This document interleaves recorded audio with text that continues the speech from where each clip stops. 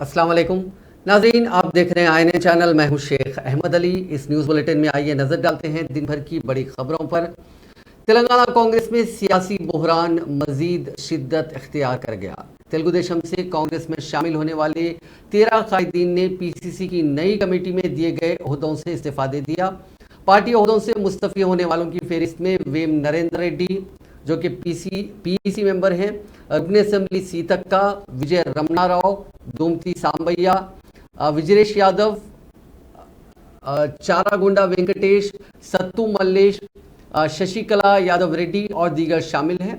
इन सभी ने अपना इस्तीफा तेलंगाना कांग्रेस उमूर के इंचार्ज मनिकम टैगोर को रवाना किया। लेकिन काबिल जिक्र है कि कांग्रेस पार्टी के ओहदों से इस्तीफा देने वाले पार्टी से इस्तीफा नहीं दिया। उनका कहना है कि वो ओहदों के बगैर भी पार्टी के लिए काम करने तैयार हैं।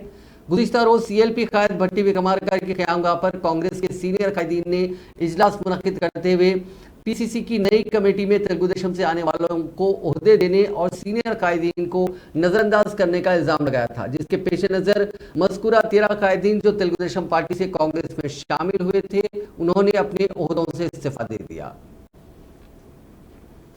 साबिक रुकन असेंबली और सीनियर कांग्रेस कायद अनिल ने मीडिया से बात करते हुए सीनियर कांग्रेस कायदीन की जानिब से सीएलपी कायद भट्टी विक्रमार्का की क़यामगाह पर होने वाली मीटिंग को मज़ा का खैज करार दिया और कहा कि उस इजलास में तेलंगाना प्रदेश कांग्रेस कमेटी व रुकन पार्लियामेंट रेवंत रेड्डी पर नई तश्कील शुदा कांग्रेस कमेटी में 50% टीडीपी कायदीन को शामिल करने के इल्ज़ाम को मुस्तरद किया। अनिल ने दावा किया कि 9 तश्कील शुदा कमेटी में डिस्ट्रिक्ट सदर और नायब सदर सेक्रेटरीज और दीगर जो ओहदे दिए गए हैं वो सब सरगर्म कांग्रेस कायदीन हैं। कांग्रेस कायद अनिल ने बताया कि साबिक टीपीसीसी सदर उत्तम कुमार रेड्डी के दौर में 12 कांग्रेस के अरकान असेंबली टीआरएस में शमूलियत अख्तियार कर ली थी। उस वक्त कोई सीनियर कायद उत्तम कुमार रेड्डी के खिलाफ आवाज़ नहीं उठाई, फिर आज क्यों रेवंत रेड्डी के खिलाफ ग्रुपबंदी की जा रही है।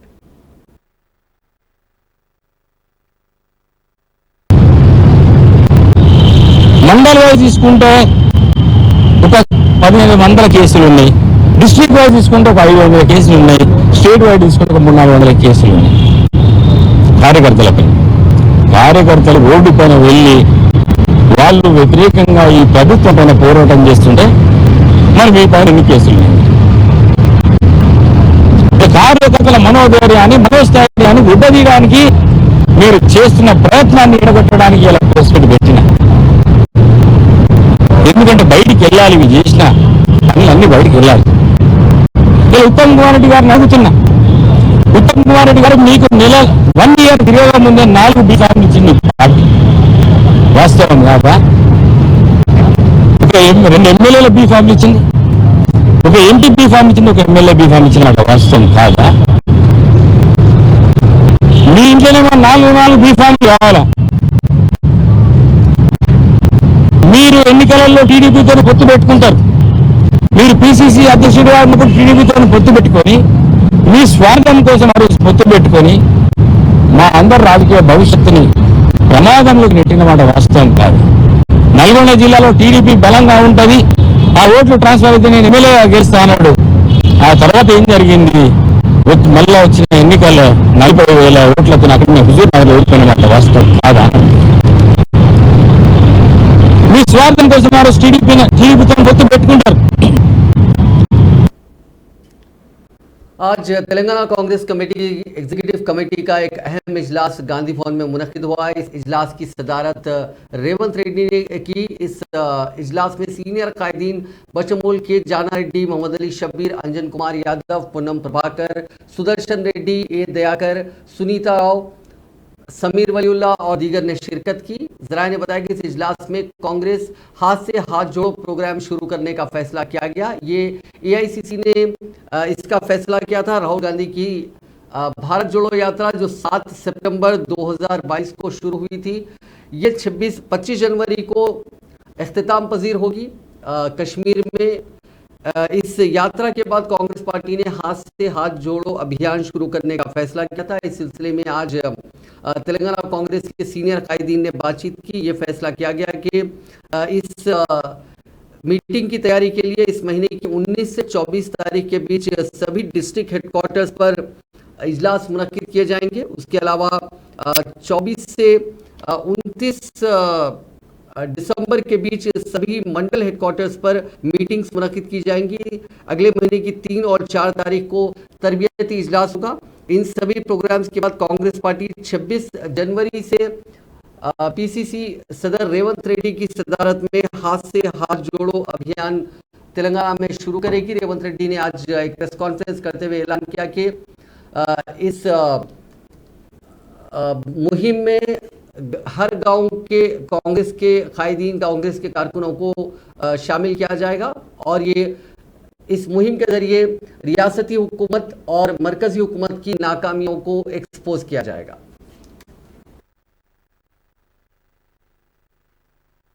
ప్రతి గ్రామంలో గ్రామమంతా తిరిగిన తర్వాత ప్రధాన కూడలిలో కాంగ్రెస్ పార్టీ జెండా వేసి జెండా పండుగ కార్యక్రమాన్ని కూడా జనవరి 26 నుంచి కాంగ్రెస్ చేపట్టబోతుంది।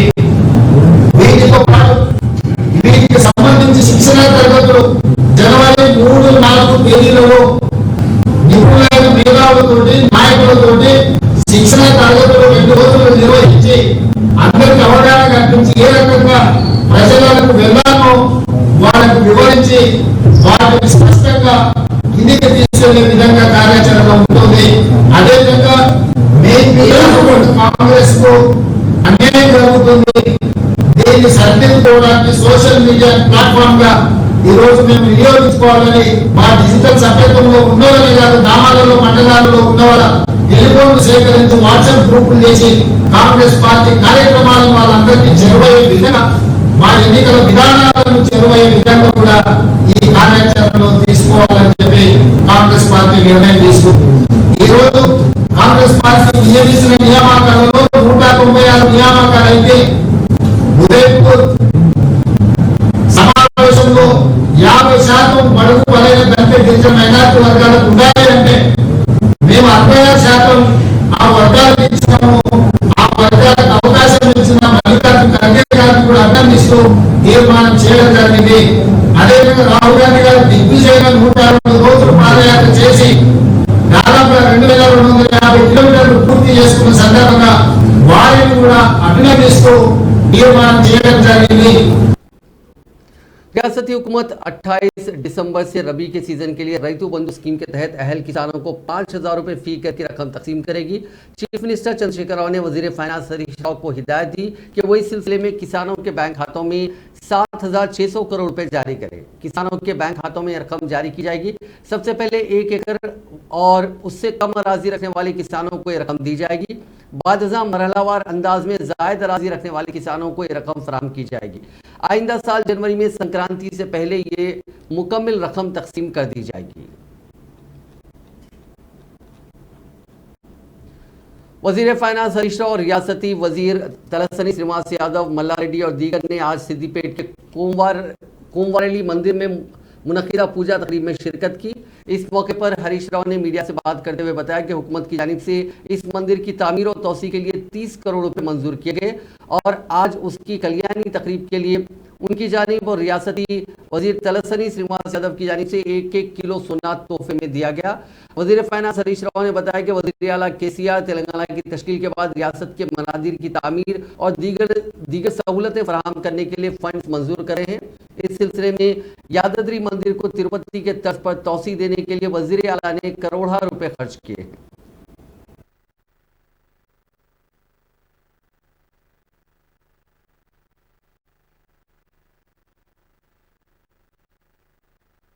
రెడ్డి గారు, అదే విధంగా జెడ్పీ చైర్మన్ రోజా శర్మ గారు, గౌరవనీయులు ప్రతాప్ రెడ్డి గారు, ఇంకా మా పెద్దలు దైవజ్ఞ శర్మ గారు, ఇంకా ఇక్కడ పాల్గొన్నటువంటి ప్రతి ఒక్కరికి భక్తులందరికీ నేను పేరు పేరున నమస్కారం తెలియజేస్తూ ఈ కళ్యాణం చాలా గొప్పగా జరిగింది।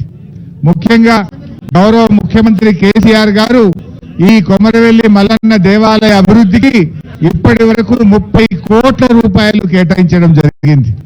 స్వయంగా ముఖ్యమంత్రి గారు గతంలో ఏ ముఖ్యమంత్రి గారు 2 సార్లు రాలేదు, 2 సార్లు కొమరవెల్లి మల్లన్నను ముఖ్యమంత్రిగా దర్శించుకొని ఆ స్వామి దయను పొందినటువంటి నాయకులు ఇవాళ కేసీఆర్ గారు।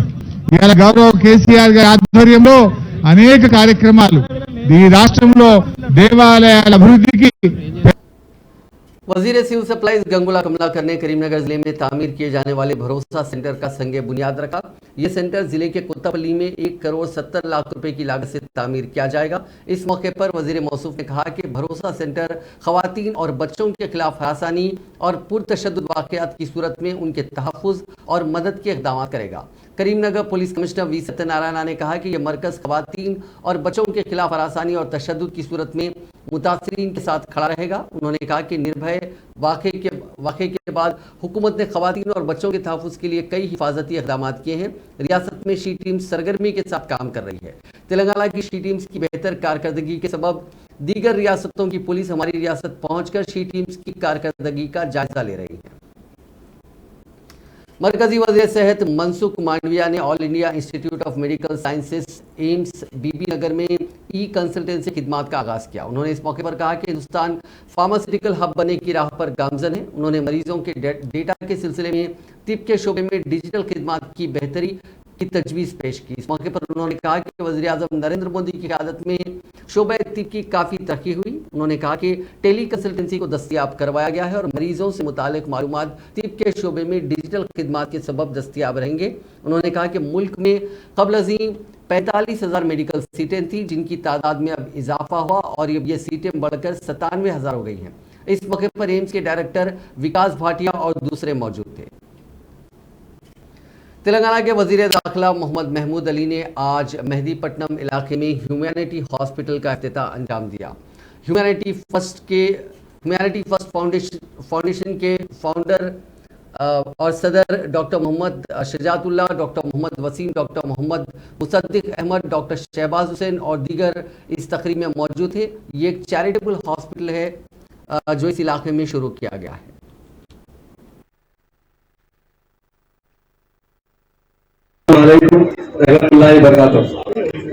आज मुझे बहुत खुशी है कि आज मैं एक ऐसे हॉस्पिटल का इनॉग्रेशन कर रहा हूँ और किया हूँ। वैसे तो मुझे रोज सुबह से तीसरा हॉस्पिटल है पर पूरे के पूरे कमर्शियल रहते हैं। आज ह्यूमैनिटी फर्स्ट फाउंडेशन जो है हैदराबाद में है, उनकी तरफ से जो हॉस्पिटल का आज कायम किया गया है, उनके लिए बहुत दिली गहरों से मुबारकबाद देता हूँ।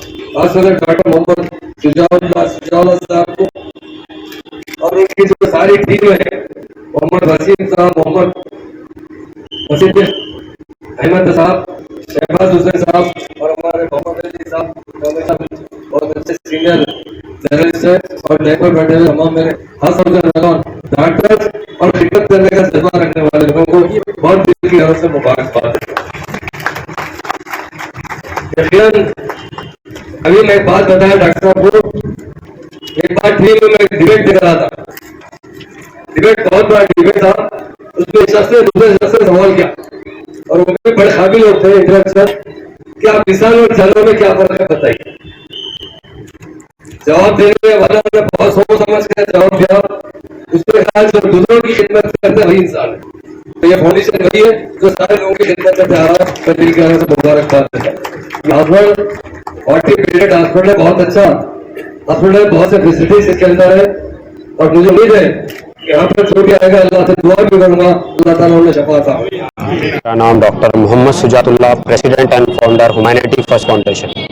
जैसा कि आप सभी लोग जानते हैं, ये एनजीओ के प्रोजेक्ट्स डेली गवर्नमेंट हॉस्पिटल में ब्रेकफास्ट का इंतज़ाम करना, फ्री ऑक्सीजन सिलेंडर्स प्रोवाइड करना, डिनर डिस्ट्रीब्यूशन करना और लास्ट ईयर बरकतपुरे पे HFF चैरिटेबल डायग्नोस्टिक सेंटर के नाम से चैरिटेबल डायग्नोस्टिक सेंटर स्टार्ट किया था। अभी अल्हम्दुलिल्लाह 18 दिसंबर 2022 को यानी आज ह्यूमैनिटी हॉस्पिटल के नाम से मल्टी स्पेशलिटी हॉस्पिटल स्टार्ट किया गया है। अल्हम्दुलिल्लाह इसमें सभी बीआरएस पार्टी इख्तिदार के मकसद से नहीं बल्कि मुल्क की तरक्की और अवामी खिदमत के लिए कायम की गई है ताकि मुल्क में फैली हिंदू मुस्लिम नफरत को मोहब्बत में तब्दील किया जा सके।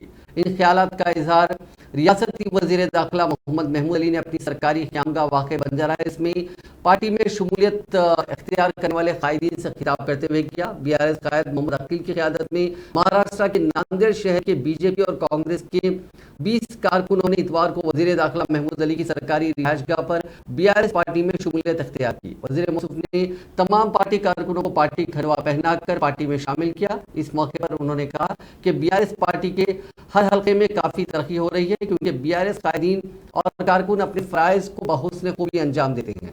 वज़ीर दाखिला महमूद अली ने कहा कि साल 2014 में मरकज़ में बीजेपी और तेलंगाना रियासत में टीआरएस पार्टी ने इक़्तिदार संभाला। इन 8 सालों में तेलंगाना ने मजमूई तौर पर गैर मामूली तरक्की हासिल की, जबकि मरकज़ी हुकूमत की गलत पॉलिसियों की वजह से मुल्क की शबिया पूरी दुनिया में मुतासिर हुई। वज़ीर मौसूफ ने कहा कि केसीआर मुल्क भर के लिए एक अमली सेकुलर कायद हैं, जिन्होंने तेलंगाना में तमाम मज़ाहिब के लोगों की तरक्की और फलाह व बहबूद के लिए यकसा मौक़े फराहम किए।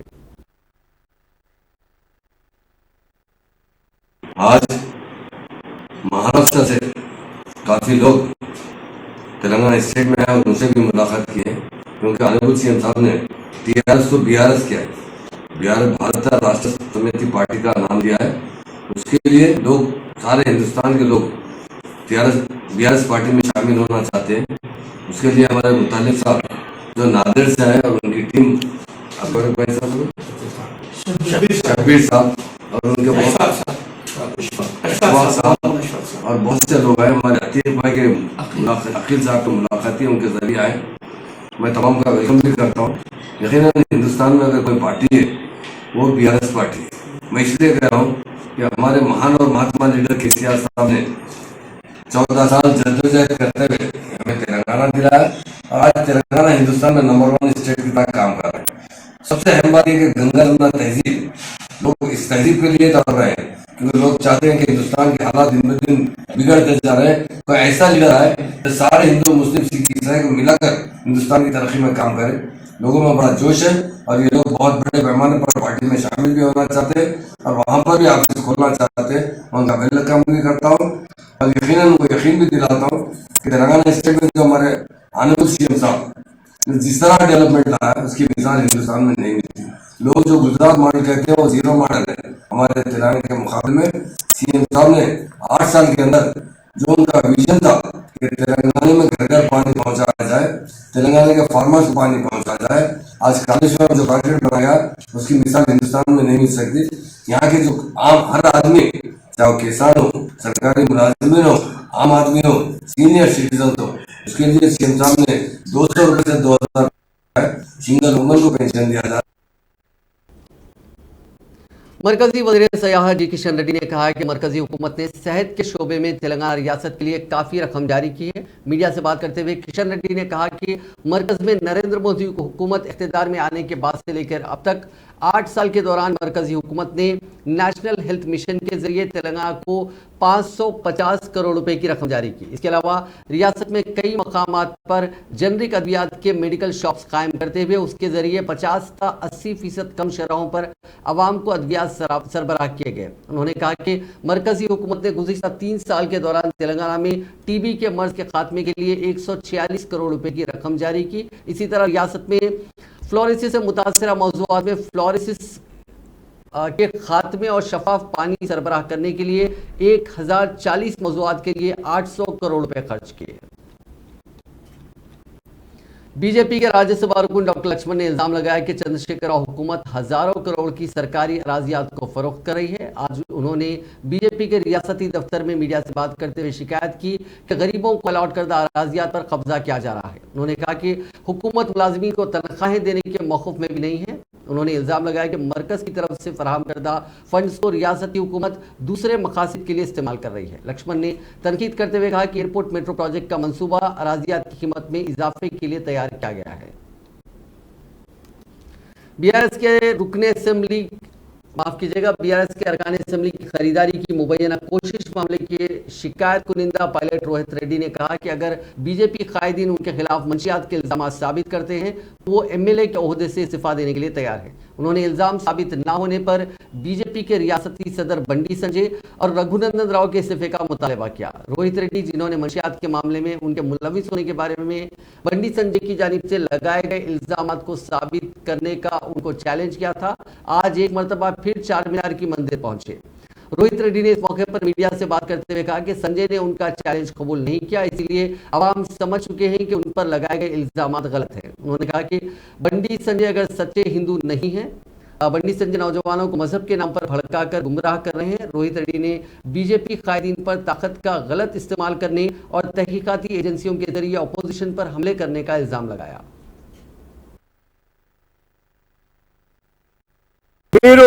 ఆటోమేటిక్ గా మీరు ఒక దొంగ హిందువు, దేవుడు అంటే భయము భక్తి లేదు, ఒక ప్రజాస్వామ్యం అంటే మీకు విలువ లేదు అని చెప్పి చాలా క్లియర్ గా తెలంగాణ ప్రజానికానికి అర్థమైపోయింది అని చెప్పి నేను ఈ సందర్భంగా తెలియజేస్తా ఉన్నా. అయితే నేను మిమ్మల్ని సవాల్ చేస్తే, నిన్న మీ తరఫున ఒక మహామేధావి, ఒక శుద్ధపూస, ఆయన తెలంగాణలోనే అతి శుద్ధపూస అని చెప్పి ప్రజలు అంటూ ఉంటారు. ఆ शमशाबाद एयरपोर्ट तक तामीर होने वाले शमशाबाद मेट्रो कॉरिडोर के कामों का आज हैदराबाद मेट्रो रेल के मैनेजिंग डायरेक्टर एनवीएस रेड्डी ने ओहदेदारों और इंजीनियर्स के साथ मुआयना किया। वाज़ेह है कि चीफ मिनिस्टर चंद्रशेखर राव ने गुज़िश्ता हफ्ते 9 दिसंबर को रायदुर्गम के माइंड स्पेस से शमशाबाद एयरपोर्ट तक 31 किलोमीटर तवील मेट्रो रेल तामीर करने के लिए संग बुनियाद रखा था। ये प्रोजेक्ट रियासती हुकूमत अपनी तरफ से 6000 करोड़ रुपए खर्च करते हुए तकमील करेगी। हैदराबाद मेट्रो रेल के मैनेजिंग डायरेक्टर एनवीएस रेड्डी ने आज इंजीनियर्स और सर्वे ओहदेदारों के साथ मिलकर रायदुर्गम मेट्रो स्टेशन से नारसिंगी जंक्शन तक मेट्रो रेल के मुजविजा रूट पर सर्वे का काम शुरू किया। तकरीबन 10 किलोमीटर तक मैनेजिंग डायरेक्टर ने इंजीनियर्स और सर्वे की टीम के साथ मिलकर पैदल मुआयना किया। वरंगल जिले के एक नौजवान ने कनाडा की लड़की से शादी कर ली। ये शादी हिंदू रस्म और रिवाज के मुताबिक हरमकुंडा में अंजाम पाई। इस नौजवान जिसकी शिनाख्त साकिब के तौर पर की गई है, कनाडा की एक कंपनी में मुलाजिमत करता था। उसकी मुलाकात यूनिवर्सिटी ऑफ ओटावा में उस लड़की ट्रेसी से हुई थी और जल्द ही उन दोनों में मोहब्बत हो गई, जिसके बाद उन दोनों ने अपने खानदान के बुजुर्गों की इजाजत के बाद शादी करने का फैसला किया और ये शादी हनमकुंडा के कल्याण वेदिका में अंजाम पाई। शादी में शरीक मेहमानों ने इन दोनों को आशीर्वाद दिया। इस शादी में लड़की के वालिदैन ने भी शिरकत की। लड़के ने इस शादी पर मसरत का इजहार करते हुए कहा कि दोनों के मुश्तरका दोस्त के जरिए ट्रेसी से इसकी दोस्ती हुई। इनकी दोस्ती तकरीबन 5 साल तक रही, जिसके बाद दोनों के वालिदैन की रजामंदी से ये शादी हुई। नौजवान लड़की के रात देर गए तक सेल फोन पर दोस्तों से बातचीत करने से बरहम बाप ने बेटी का गला घोटकर कत्ल कर दिया। ये दिल दहला देने वाला वाकया हैदराबाद के एक मुस्लिम खानदान में पेश आया। तफसीलात के मुताबिक मुशीराबाद पुलिस स्टेशन के हुदूद में आने वाले रामनगर इलाके में मोहम्मद सादिक नामी शख्स ने हफ्ते की आधी रात को 17 साल बेटी यास्मीन उन्नीसा का गला घोटकर कत्ल कर दिया और इस वाक़े के बाद वो मुशीराबाद पुलिस स्टेशन पहुंचकर उसकी इतला दी। पुलिस ने लाश को पोस्टमार्टम के लिए गांधी हॉस्पिटल मुंतकिल किया।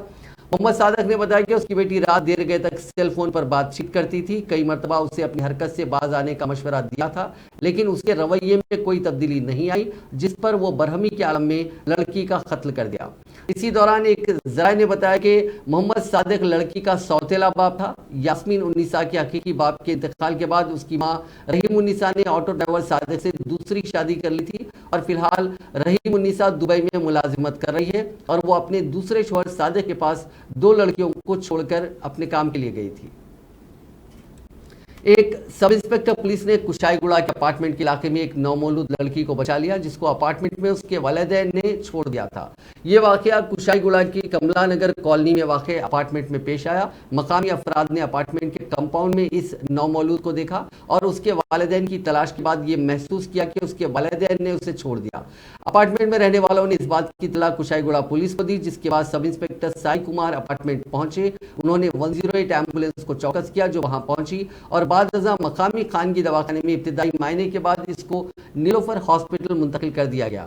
कुशाईगुड़ा सब इंस्पेक्टर साई कुमार ने बताया कि मकामी अफराद की इत्तला पर वो वहां पहुंचा और देखा कि नौमौलूद कपड़े में लिपटी हुई है। बाज मसाइल के सबब हो सकता है कि लड़की को उसके वालिदैन ने छोड़ दिया और वहां से चले गए। इस लड़की को इलाज के लिए नीलोफर हॉस्पिटल मुंतकिल कर दिया गया। उन्होंने कहा कि लड़की को छोड़ने वाले वालिदैन की शिनाख्त और तलाश का काम जारी है। पुलिस ने इस सिलसिले में एक केस दर्ज करके तहकीकात का आगाज किया। फिल्म देखने के दौरान दिल का दौरा पड़ने से एक शख्स की मौत हो गई। ये वाकया आंध्र प्रदेश के काकीनाडा में पेश आया। तफसीलात के मुताबिक ये शख्स हाल ही में रिलीज हुई फिल्म अवतार 2 को काकीनाडा की एक थिएटर में देख रहा था कि अचानक दिल का दौरा पड़ने से उसकी मौत हो गई। इस वाकये के सबब पिद्दापुरम इलाके में गम की लहर दौड़ गई। इस शख्स की शिनाख्त श्रीनू के तौर पर की गई। श्रीनू अपने भाई के साथ फिल्म देख रहा था। उसके भाई का कहना है कि फिल्म देखने के दौरान अचानक श्रीनू गिर पड़ा। उसको फौरी तौर पर सरकारी अस्पताल मुंतकिल किया गया, जहां डॉक्टर्स ने मायने के बाद उसको मुर्दा करार दिया। आंध्र प्रदेश में एक शख्स ने अपनी हामिला बीवी को HIV से मुतासिरा खून इंजेक्शन के जरिए चढ़ा दिया ताकि उससे अलहदगी अख्तियार करने की वजह उसे बनाया जाए। ताड़ेपल्ली पुलिस ने खातून की शिकायत के बाद चरण नामी उस शख्स को गिरफ्तार कर लिया। उसकी बीवी ने कहा कि नकली डॉक्टर की मदद से उसे ये HIV से मुतासिरा खून चढ़ाया गया। खातून ने पुलिस से कहा कि चरण उससे अलहदगी अख्तियार करने के लिए माकूल वजह तलाश कर रहा था। मंसूबे के मुताबिक उसने नकली डॉक्टर की खिदमत दी। उससे कहा गया कि उससे हमल के दौरान बेहतर सेहत को यकीनी बनाया जा सकता है। दवाखाने में मामूल की जांच के दौरान उसे ये देखकर सदमा हुआ कि वो HIV पॉजिटिव है। मुतासिरा ने इल्जाम लगाया कि उसका शोहर मजीद जहेज के लिए हरासा कर रहा था और औलाद नरीना के लिए इसरार कर रहा था। इस जुड़े को एक बेटी है। पुलिस ने कहा कि चरण से पूछताछ की जा रही है। मंझरिया जिले में कल पेश आए आग लगने के वाकये में नया मोड़ आया है। पुलिस तहकीकात के बाद इस नतीजे पर पहुंची कि इस मकान में आग लगी नहीं बल्कि जानबूझकर लगाई गई। ये वाकया वेंकटपुर गांव में पेश आया। पुलिस ने CCTV फुटेज का तज्जिया किया और इस नतीजे पर पहुंची। उन CCTV फुटेजेस में देखा गया है कि मुलजिमीन करीबी पेट्रोल पंप से डीजल खरीद रहे हैं। डीजल खरीदने वालों की शिनाख्त M लक्ष्मण A रमेश के तौर पर की गई। ये अफराद डीजल के कैन के साथ ऑटो में बैठकर शिवैया के मकान पहुंचे और मकान पर डीजल डालकर आग लगा दी। समझा जाता है कि वेंकटपुर गांव के एक शख्स ने मुलजिमीन की मदद की। पुलिस ने इन तीनों अफराद को हिरासत में ले लिया। शांतैया को खबरजी अगवा भी किया गया था। एक हफ्ता पहले शांतैया अगवा कुनिंदों के चुंगल से फरार हो गया था। समझा जाता है कि शांतैया को हलाक करने के लिए उसकी पहली बीवी ने साजिश की थी।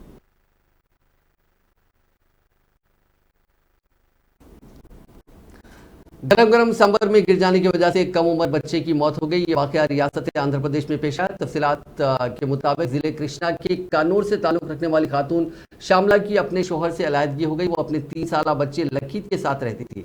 खातून अपना और अपने बच्चे का पेट भरने के लिए होटल में काम किया करती थी। इस महीने की 13 तारीख को वो रोज की तरह होटल पहुंची। खातून काम में मसरूफ थी कि उसका बेटा खेलते खेलते सांबर के गर्म बर्तन में गिर पड़ा और शदीद तौर पर झुलस गया। उसे इलाज के लिए अस्पताल ले जाया गया, जहां इलाज के दौरान बच्चे की मौत हो गई।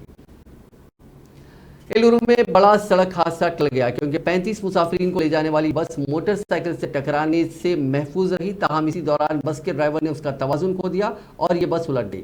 एलुरु के इंगलापल्ली गांव के नवाही इलाके में यह हादसा पेश आया। जायके के मुताबिक बस के ड्राइवर ने मुखालिफ सिम से आने वाली बाइक से इम्कानी टक्कर से बचने की कोशिश की और इसी दौरान ये बस सड़क के किनारे तालाब के करीब उलट गई। इस हादसे में 2 मुसाफिरीन मामूली जख्मी हुए। इत्तला के साथ ही पुलिस वहां पहुंची, जिसने जख्मियों को इलाज के लिए अस्पताल मुंतकिल किया और इस सिलसिले में एक मामला दर्ज करके जांच शुरू कर दी। ये बस गुड़ीवाड़ा डिपो की है। जिले गुंटूर के तेनाली में कशीदगी फैल गई क्योंकि नामालूम अफराद ने कल शब अन्ना कैंटीन को आग लगा दी। जराये के मुताबिक मकामी अफराद ने उस आग को सबसे पहले देखा और इस बात की इत्तला फायर ब्रिगेड और पुलिस को दी, जिसके बाद फायर ब्रिगेड ने वहां पहुंचकर आग पर काफी जदोजहद के बाद काबू पाया। इस वाक़े के साथ ही बड़ी तादाद में लोग वहां जमा हो गए। इस वाक़े पर मकामी अफराद में खौफ और तशवीश की लहर दौड़ गई क्योंकि अन्ना कैंटीन के करीब ही उनकी दुकानात भी थी। अन्ना कैंटीन के मामले में कबल हुक्मरान जमात YSR कांग्रेस और तेलुगुदेशम के कारकुनों के दरमियान तसादुम हुआ था। मार्केट सेंटर्स पर दोनों ग्रुप्स ने कैंटीन कायम किए थे और इस इलाके में भारी ट्रैफिक के सबब पुलिस और बल्दिया अहदेदारों ने उन सेंटर्स को बंद करवा दिया था। श्रीशैलम मंदिर के इलाके में एक ड्रोन के नजर आने के बाद सिक्योरिटी अहदेदार चौकस हो गए। जराये के मुताबिक सिक्योरिटी के अहदेदारों ने श्रीशैलम मंदिर के करीब इस ड्रोन को देखा और इस ड्रोन के नीचे आने तक उसका ताक़ुब किया। अहदेदारों ने बाज़ निशानदेही करते हुए कहा कि बाज़ अफराद इस ड्रोन को उड़ा रहे थे। इस ड्रोन को जब्त कर लिया गया। इस बात का पता चला कि बाज़ अफराद शादी की तकरीब के दौरान इस ड्रोन का इस्तेमाल हुक्काम की इजाज़त के बगैर कर रहे थे। महिला आसिफ अली पुलिस स्टेशन की हदूद में एक कार उलट गई। इस हादसे में 4 अफराद जख्मी हो गए। यह हादसा उस वक्त पेश आया जब बाइक से होने वाली इम्कानी टक्कर से बचने की कोशिश के दौरान दूसरी बाइक को टक्कर दे दी। हादसे के सबब कार उलट गई। करीब में वाक़ ड्रेन में वो कार गिर गई। इस हादसे में कार में सवार 2 अफराद और बाइक पर सवार दीगर 2 अफराद जख्मी हो गए। जख्मियों को इलाज के लिए अस्पताल मुंतकिल किया गया। पुलिस का कहना है कि हादसा तेज रफ्तारी के बाइस पेश आया।